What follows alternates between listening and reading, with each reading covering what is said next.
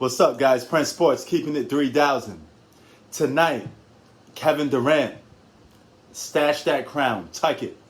He was called the best player in basketball for a while since these playoffs started, basically. But what he did tonight was fantastic. I thought he did a little disappearing act a little bit. He got some shots off in the first and second quarter.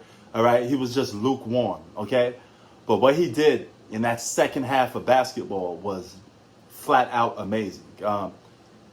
He exceeded all of your thoughts of the Nets losing that game, because you would thought in your mind,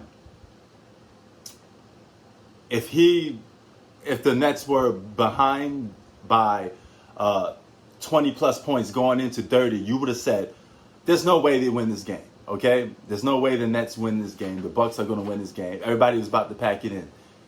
This man dropped 49, 16 assists, and 10 rebounds.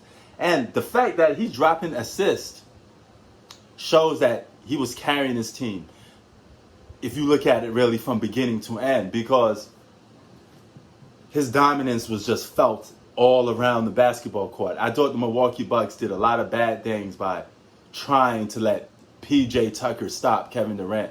You know who that is? Meaning the second that happened, the floodgates just opened. That's Kevin Durant.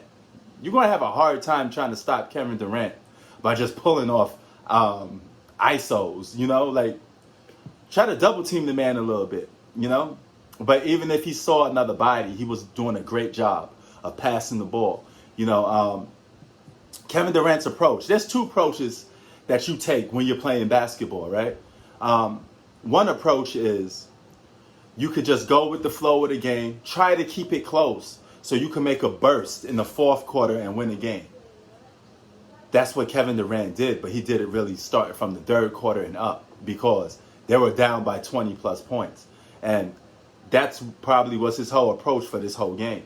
Or you could go by the first approach, is from the beginning, from the tip. When this game goes up, when this ball goes up, I'm balling. I'm flat out balling. I taking no substitutes. I'm executing everybody on the basketball court. You could go that approach, and that often leads to a win, because teams double team and triple team you when you get too hot, and you passing the ball out to your guys. They getting wide open jump shots and wide open layups. The game gets blown wide open, makes it easier for everybody. Now, that's perfect. That's a perfect way to get a game started. But no matter how you slice it, Kevin Durant was an out of this world basketball player tonight. Hands down, one of the greatest scorers in NBA history when it comes to just getting his own shot off.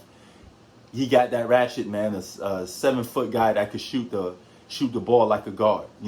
Have some handles like a guard. The man is just an offensive scoring machine. One of the most efficient scorers in NBA history.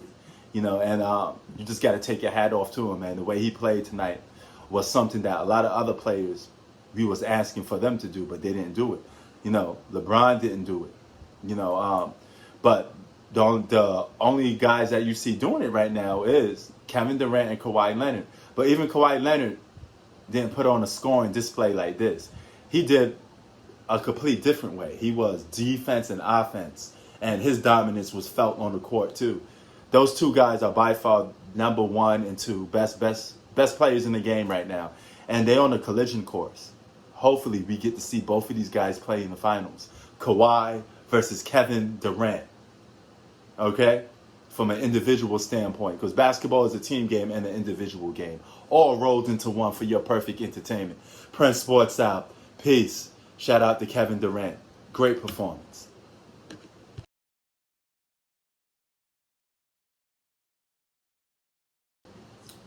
And I say this. The problem with modern day super teams, okay, I'm not a fan of them, period, but when I say super teams, we're talking about modern day, because that term didn't really exist back in the day. Guys weren't being stashed from teams, and it was a different era. Guys weren't willing to play with each other like that. But here's the thing. Kevin Durant could have had a lot of good classic performances like this. All right? If he wasn't on super teams. Imagine if he never joined Golden State. He would have had to prove himself. redemption after being down 3-1 against Golden State. How great would have Steph Curry been if Kevin Durant didn't join? He would have to prove himself a little more. We had to see what he does with his back against the wall, right?